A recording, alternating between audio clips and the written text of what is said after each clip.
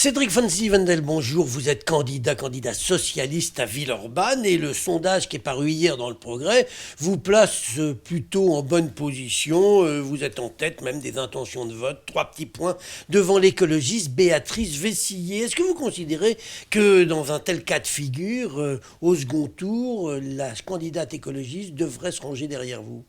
Bonjour Gérard Angel. Bonjour.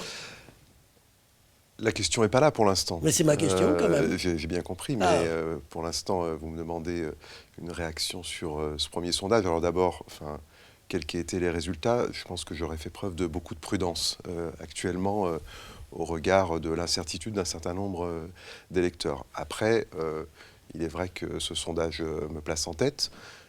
Je crois que ça crée quand même un petit écart entre la perception qu'en avait un certain Yannick Jadot le 7 janvier dernier. À Villeurbanne, c'est plié. Voilà, il semblerait que ça soit un peu plus incertain qu'il ne le pensait. Moi, je suis aujourd'hui concentré, comme je le suis depuis 6 mois, sur le programme qu'on propose aux Villeurbanais et puis surtout sur ce rassemblement à gauche.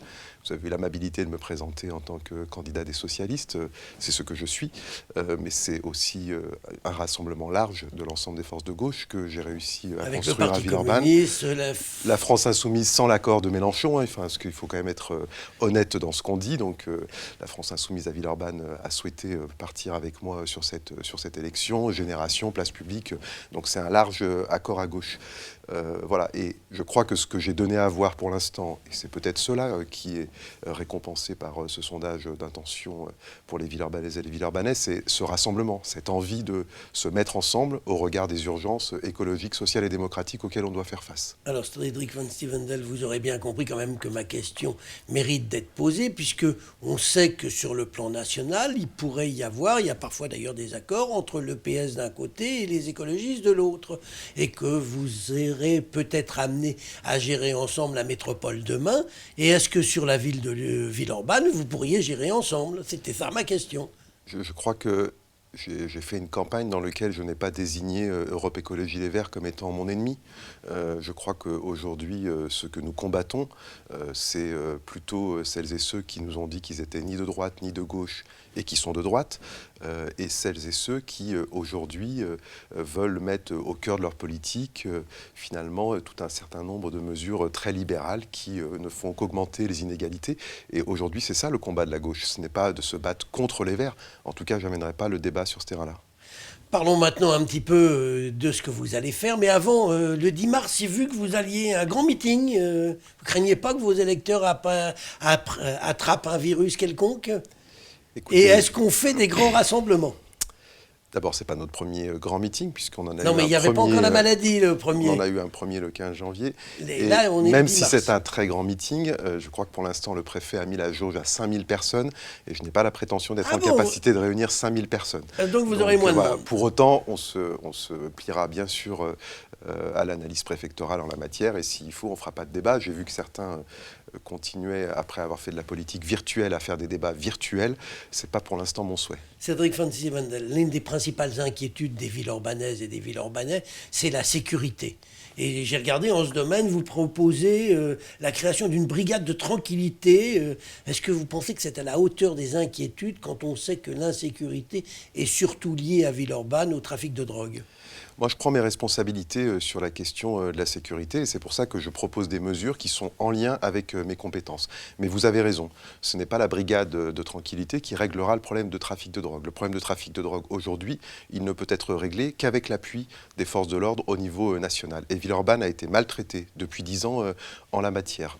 On est passé de 252 fonctionnaires de police nationale à 137, quand dans le même temps, on a pris 10 000 habitants. Donc on ne pourra pas faire face à ce problème du trafic de drogue si l'État ne nous accorde pas plus d'effectifs et si l'État ne met pas en place la police de sécurité du quotidien, qui est un moyen de lutter contre les petits trafics. Donc, à la fois, je prends mes responsabilités, plus 50% d'effectifs de police municipale, parce qu'on a besoin de lutter contre les incivilités au quotidien qui gâchent la vie des Villeurbanaises et des Villeurbanais, mais on a aussi besoin de forces de l'ordre qui peuvent interpeller, qui peuvent remonter un certain nombre de filières. Aujourd'hui, elles se concentrent uniquement sur le fait de remonter des filières. Elles n'interviennent pas sur les petits trafics trafic qui pénalise très fortement, qui gâche la vie de tous les Villeurbanaises et les Villeurbanais. Donc j'ai fait un appel l'autre fois au débat sur France 3 qui n'a pas été beaucoup relayé au regard de l'animosité de certains, mais cet appel, il reste valable et il est extrêmement fort. Je n'aurai de cesse, en tant que maire de Villeurbanne, que d'interpeller le ministre de l'Intérieur pour que Villeurbanne soit traité à la hauteur du nombre d'habitants qu'il a et surtout à la hauteur des attentes qu'ont les Villeurbanaises et les Villeurbanais. Est-ce que vos prédécesseurs, le maire actuel et son équipe, ne sont pas en partie responsables parce qu'ils ont refusé pendant des années la vidéosurveillance, ils ont fini par céder? Est-ce que vous la développerez? Est-ce que la vidéosurveillance à Lyon a fait baisser le trafic de drogue? Je n'en suis pas sûr. Est-ce que la vidéosurveillance à Lyon, alors que Gérard Collomb nous en a fait l'apologie, a empêché tous les événements en plein centre de Lyon cet été avec des dizaines de voitures garées, avec du trafic au vu et au sous de tout le monde? Non. Donc il ne faut pas raconter d'histoire aux électrices et aux électeurs. Pour autant, je ne suis pas dogmatique sur la vidéoprotection et nous continuerons à la développer dans la ville, mais en fonction de l'analyse des situations que nous rencontrons. On a notamment un projet extrêmement important de sécurisation devant les établissements scolaires, parce qu'on pense que c'est un endroit où il faut que les enfants et les parents se sentent en sécurité. Alors, il n'y a pas de trafic de drogue devant tous les établissements scolaires. Nous avons quelques établissements qui sont confrontés, mais on a un plan de sécurisation de ces établissements qui est extrêmement important. Voilà des engagements clairs, sérieux, chiffrés que nous proposons en matière de sécurité, plutôt que de dire demain on rase gratis et on va mettre de la vidéoprotection sur tout Villeurbanne, ce qui est impossible. Tout le monde le comprendra. Alors, à défaut de raser gratis, demain, vous proposez qu'on transporte gratuitement dans les transports en commun les jeunes, les étudiants et les apprentis. Vous avez calculé le coût et qui va payer, le Filtral ou la ville? On est nombreux à proposer cela aujourd'hui, je crois, que ça soit la gauche unie avec Renaud Père, que ça soit y compris David Kimmelfeld qui le propose dans une mesure un peu moins importante, et puis les Verts également indiquent des choses dans cette manière-là. On a chiffré le coût aujourd'hui, en tout cas on l'a estimé à plus de 80 millions d'euros sous la forme d'une subvention qui serait versée par la métropole au Citral au regard des pertes de recettes que ça suppose. Je rappelle que 80 millions d'euros, c'est pour l'ensemble de la métropole. C'est pour l'ensemble de la métropole. Et je rappelle qu'aujourd'hui, les recettes du Citral en matière d'abonnement, etc., c'est 250 millions, c'est 25% de son budget annuel. Donc on n'est pas non plus sur quelque chose qui est complètement aberrant. Et moi, je crois que c'est possible et je crois que c'est extrêmement important, dans un moment où on demande aux générations de modifier leur comportement, de proposer aussi des choses qui sont gagnantes-gagnantes. Eh bien, on aura écouté, on pourra retrouver l'ensemble de vos propositions sur votre site internet, Cédric Van Stevendel. Je vous remercie. Merci.